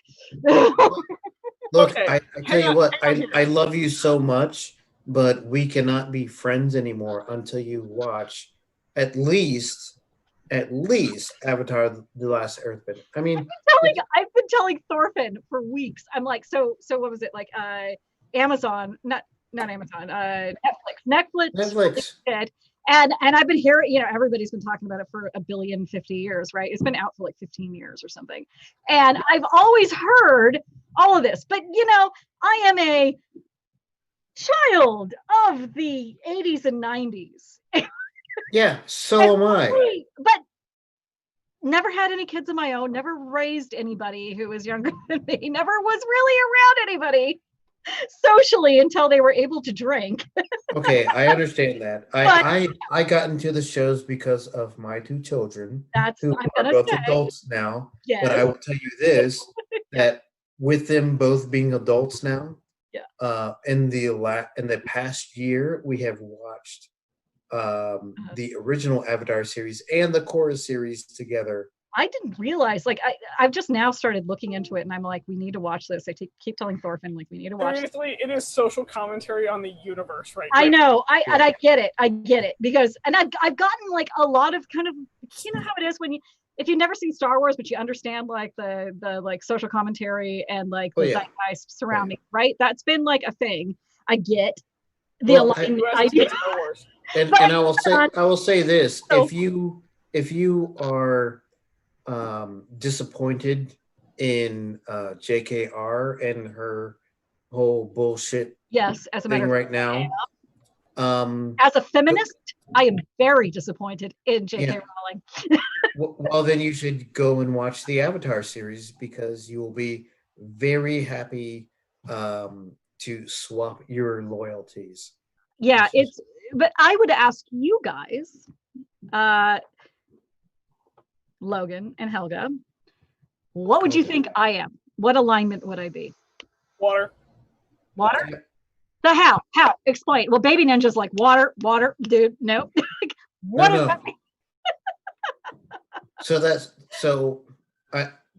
You are a waterbender. You are there is a flow to you, and I could not explain it more or better than the show does. So go watch the fucking show. All right, I'm gonna watch the fucking show. For you, Logan. Are you on, Baby Ninja? Can they hear you?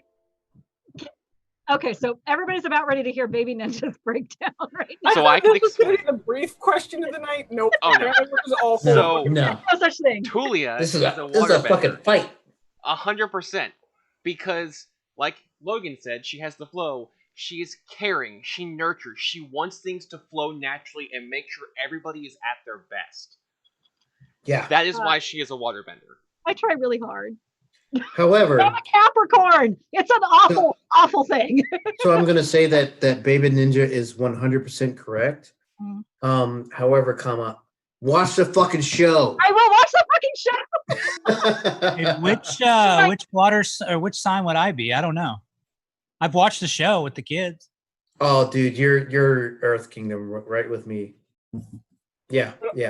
They're awesome and boring all at the same time. Sorry, man.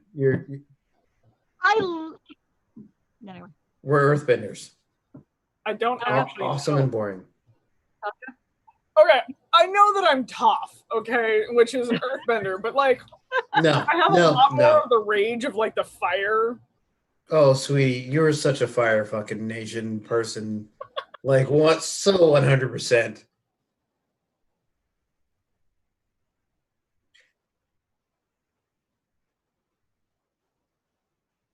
Yeah. Actually, you know what? I will give you this. So, if you have not watched the Korra series, the second Avatar series, you honestly would be a lava bender because it's a mixture of earth and fire.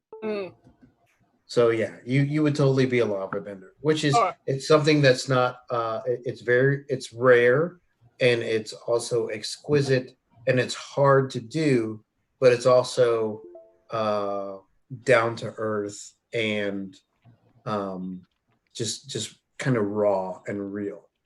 So that's what I see you as. You're a lava bender, huh? I'll totally take that. Okay, I'll give it to you. I literally think this is the best show. So we have covered serious Avatar. Yeah, ridiculous. We've gone from like light and fun to heavy and like topical to ridiculous. You've got drunk Logan. What else do you want? Keep drunk Logan on for another 2 hours. Oh Jesus, no! Because then drunk Logan turns into asshole Logan, and nobody wants that. After show. All right, we're ready for the next question. All right, Absolutely, we're gonna plug this. Oh God, we're gonna go hard and deep right now, right? Can I just say one thing real quick? I'm sorry.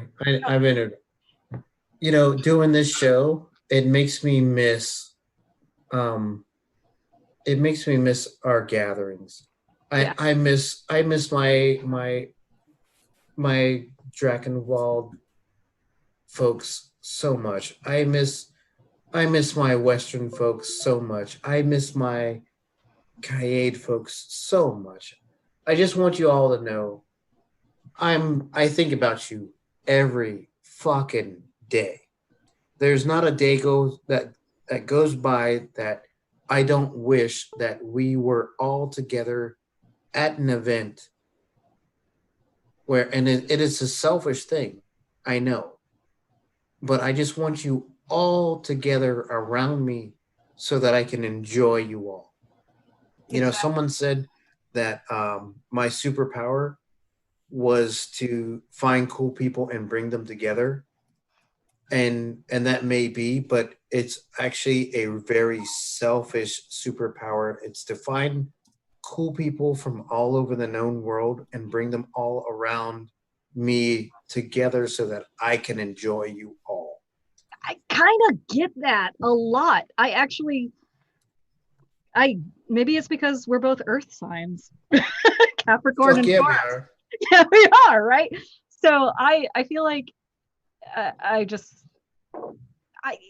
so Logan, I always saw you saw you and we were hi-bye friends. We'd be like, oh, hello, friendly person I know, like vaguely in the SCA as we pass by.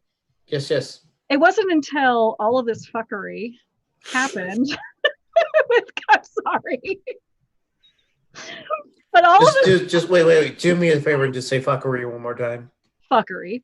Thank you. All right. That's actually should be on my headstone rather than oh for fuck's sake. What is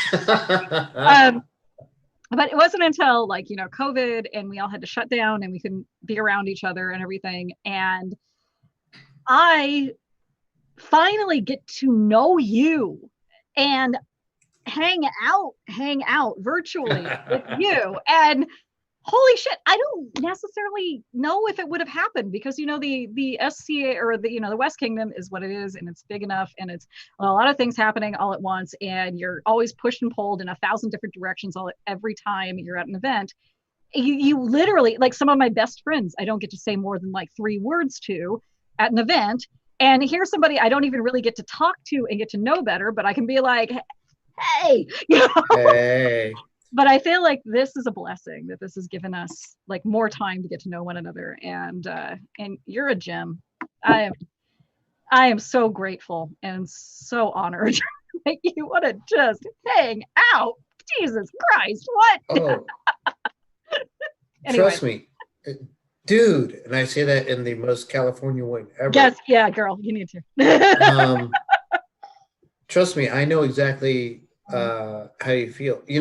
I will tell you something. That the most awesome thing that happened when I moved to the West Kingdom, because I came here directly from Drachenwald, and everybody knows how much Everybody drink. I love. Sorry. Okay, so everybody knows how much I love my home in Drachenwald. But I will tell you this. So I got I got to the West. And Mark and Patsy were leaving the throne, and they told everybody, hey, this kid Logan over here, he just came from Drachenwald, but he lives in the West now, so make him welcome.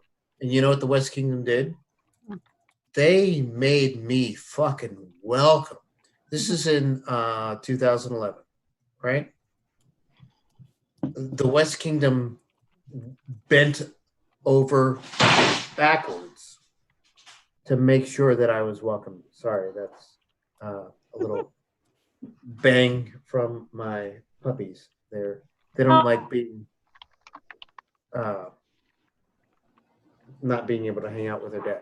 Anyway, so the West Kingdom, they made me ridiculously welcome. And then I got the opportunity during it was Penzic 40. I got the opportunity to introduce my friends from Drachenwald to my friends in the West. And I will say this, to this day, there are lasting friendships made across the pond between these two kingdoms that I put in motion. Now, do I say this because I think I'm cool because I put them in motion? No. Because these people would be friends whether or not I was involved. I just feel honored to be the person who got to introduce my two families together. Because, I mean, there's some cool people in the West. There's some cool people in Drachenwald. And fuck yeah, we got a bunch of cool friendships out of that.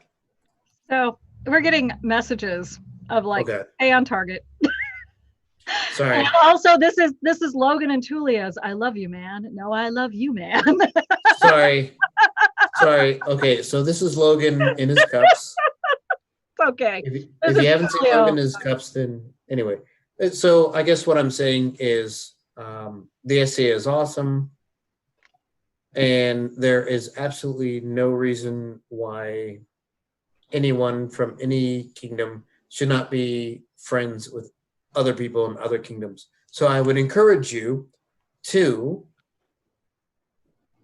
pick a kingdom, go to their website, go to their main page and say, hey, I am so-and-so from this kingdom, and I am reaching out to you because I want our kingdoms to be friends. I want to be that catalyst. Be the catalyst between kingdoms. Right? Be the good you want to see in the SCA. Fuck yeah. Go out. Like, just put yourself out there. Also in the world. I mean, God. Be that person. If there's a kingdom out there in the known world that you've always thought was kind of cool or you want to know more about, I don't care if you are a fucking peon or a super duke, fucking post on their kingdom website and say, hey, I'm me from this kingdom. I think your kingdom is interesting. Would anybody like to be my friend? Especially right now. We've got nothing else to do. Yeah.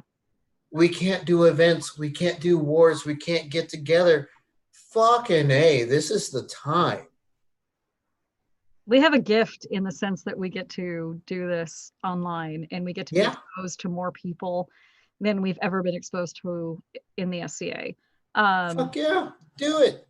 Yeah, don't be a dick though. Just don't be a dick. I'm just going to interrupt and say that, Logan, you get a 1 drink penalty for referring to anybody as a peon, because that is totally what we're trying to defeat in the SCA. Like, nobody is landless white trash. Fuck that term, and nobody's a peon. I'm going to use drink, motherfucker. So when I say peon, I am only referring to myself. So, yes, but people will look up to you, and you have to remember that. Yeah, actually, it's a whole thing. It is. Welcome to being a peer. Anyone who looks up to me deserves to drink. No. Nope. I another drink penalty. No. Negative self-talk. Disagree. Penalty. That's another drinking penalty. Just I'm gonna start making drink penalty flags. Okay. But what you don't understand is I will make sure that I get every single penalty that I can just so they can drink. Okay, fair enough. Mm-hmm. But we're gonna move. Shall we roll to the next question? We're still moving this along.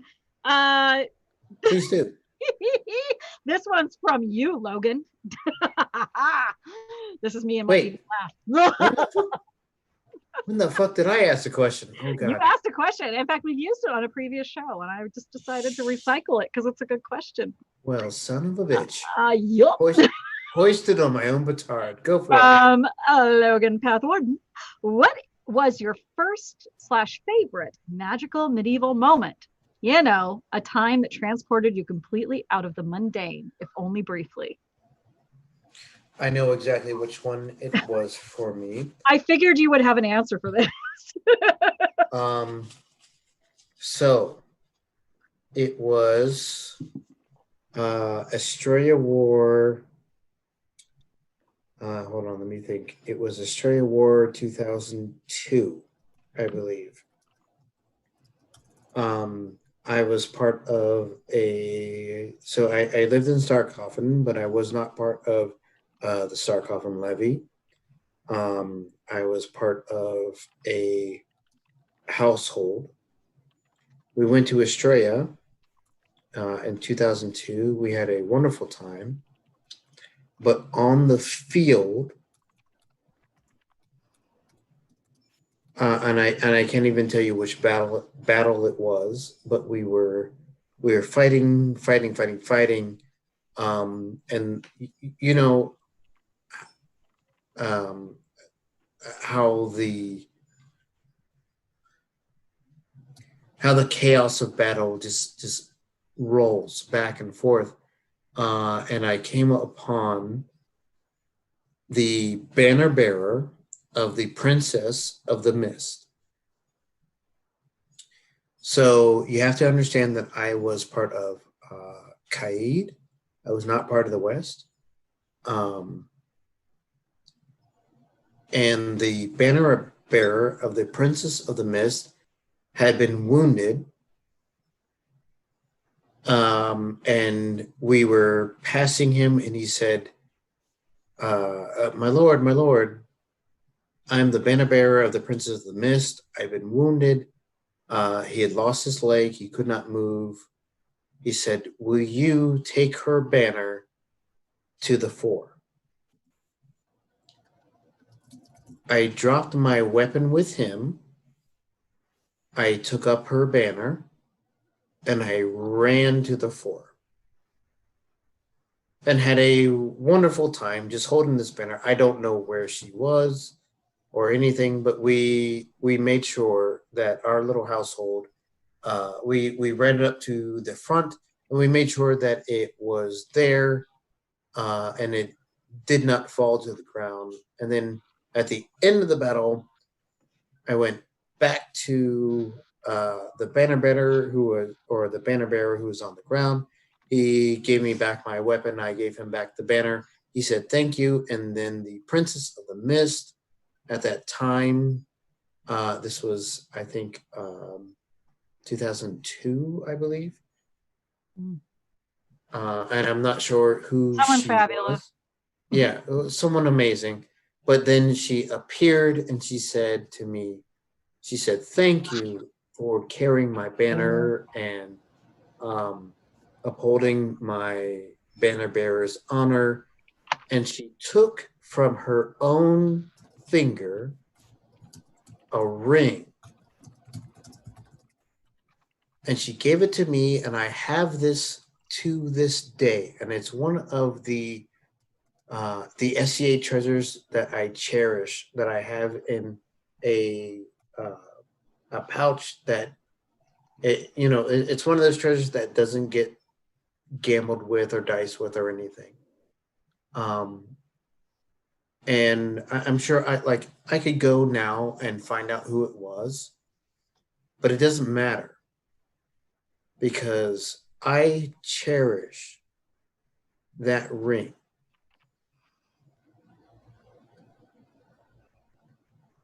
I hold it, I keep it. It's one of my treasures that I will keep until the day that I die. And when I am no longer for this world, it'll be one of the things that is with me when I become ash. Because she gave it to me from her own finger on that day to say thank you for not letting her banner fall in the mud. And that was a magical SCA moment for me that transported me from where I was into the actual Middle Ages. And I will never, ever, ever, as long as I live, forget that. Helga? So, my favorite magical medieval moment, and so we've actually done this one, and I have many of them. I've been very spoiled in the SCA to have multiples. And so, what I'm going to say is that my magical medieval moment is, and just thinking on it right now, he is sitting on the West Ontier warfield at 5 o'clock in the fucking morning, getting on a horse to go guard my friend as she rode her horse to the beach, 2.5 miles off site, to take her ritual bath before being made a laurel. And it was the time that I was asked to be a night protector, and it was some of the coolest moments of my life, in a moment where I actually felt knightly.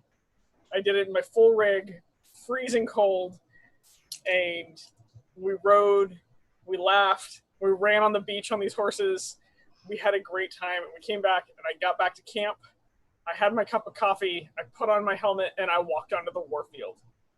It is one of the most epic things I have ever done. So mine, actually, I go back to probably the late 90s, mid to late 90s, in the first few years that I joined the SCA. And I was a Frengie for a long time. And there's something magical about the Fringe, and because you're really divorced from all the bullshit of the mainstream SCA game that happens in the West Kingdom. We call it the Eric. In every other parlance, we call it the list field, right? But when you're a part of that, you get, and I've known this now directly experience this. When you transition into the mainstream part of the SCA, it becomes very political. It becomes very tied into who you know and what you do and blah, blah, blah. And I'm just like seeing my temple ring smack me in the face. But my earliest memory of the magical moment was when I was a Fringie, and I was a Fringie, and I can use that word. It's not derogatory. It's a whole thing. At this site that we used to use for Sinagwin Coronet back in the day, Live Oak. Beautiful site, and it was right on the Feather River. And anyone who's not familiar with that part of California, it's a beautiful part of California. It's very, very much overlooked. It's kind of the northern tip of the Central Valley. It gets hot as fuck in the summertime. It's awful in, just the heat index. It's a terrible thing. But I remember this very, very, very vividly. One of the magical things about this area is that it gets this socked in with fog called Tule fog. And the Tule fog came in one morning, and we were all camped, and I go out early morning, probably privy break, first thing in the morning, crack of dawn, have to go to the bathroom. Nothing has changed between now and me when I was like 17. But I roll out of bed, I go to the privs, I come back, and as I'm walking back to my pavilion, I see everything is socked in with fog, and the mists are just, it's not like the super, super, super thick fog at this point, because stuff has started to burn off, but it's kind of like low hanging fog about like 3 feet off the ground everywhere you go. And all I see are pavilions, medieval pavilions all the way around. And I just remember thinking to myself, like, this is what they talk about when they talk about the dream. That was something that stuck with me. And I think it was probably like 18, 19. And I've had many, many, many others since then. Wonderful things that have happened, magical moments, instances, split seconds that you're just like, holy shit, I'm there. But that was the first time that I ever felt it. That was the first time I ever felt it. It was at Live Oak, the Live Oak site we used to use back in the day in Sinagua. And it was a misty morning, and it was amazing. So yeah, that was mine. So I've got another one. Oh yeah. That I want to talk. So the whole thing with the gift of the ring from the Princess of the Mist was my first one, but I would like to talk about my second one, if you guys don't mind. Mm-hmm. Oh, please. You are our honored guest. You get to talk about all the shit you want to talk about. So there is a fantastic event at in Drachenwald called Nibelungen Krieg. It takes place in a tiny castle. Now, and this is why I want to encourage anyone and everyone who watches this show, especially now. We're not going on vacations. We're not going on holidays. You're putting away your money and everything. So when all this is over, please, will you take yourself to Drachenwald? Plan it around a event, Nibelungen or Raglan or Double Wars or something. But okay, so it's Nibelungen Krieg, one of my favorite events. Sir Vitus is the king, and it is also one of the first events that I got to take my son, Logan, the younger, to. So for the past 2 days, he's had a ball. he's gotten to learn archery and thrown weapons and all kinds of things. And the second day of the event is the feast after the tournament.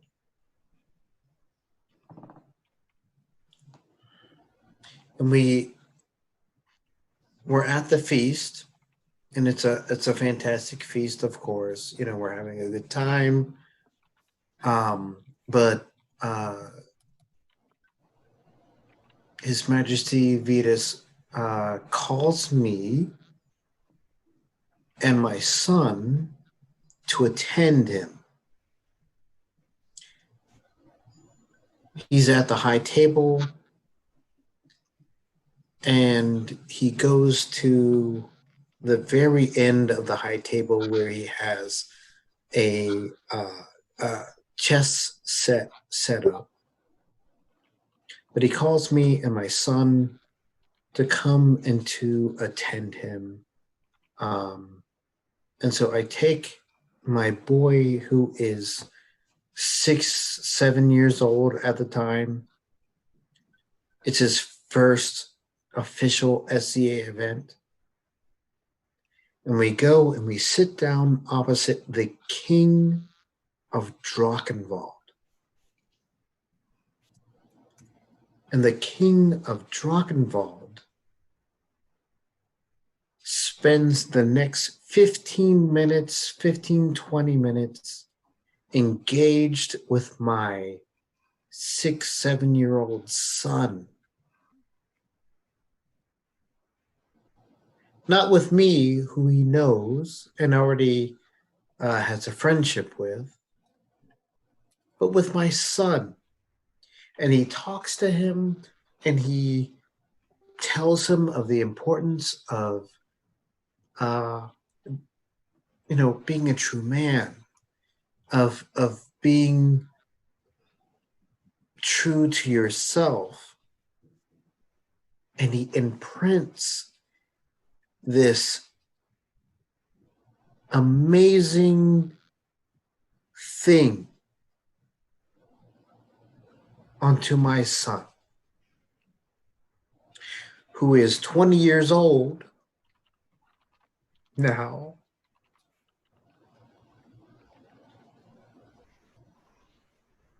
And is not forgotten. Winning it. Yep. That's doing it right.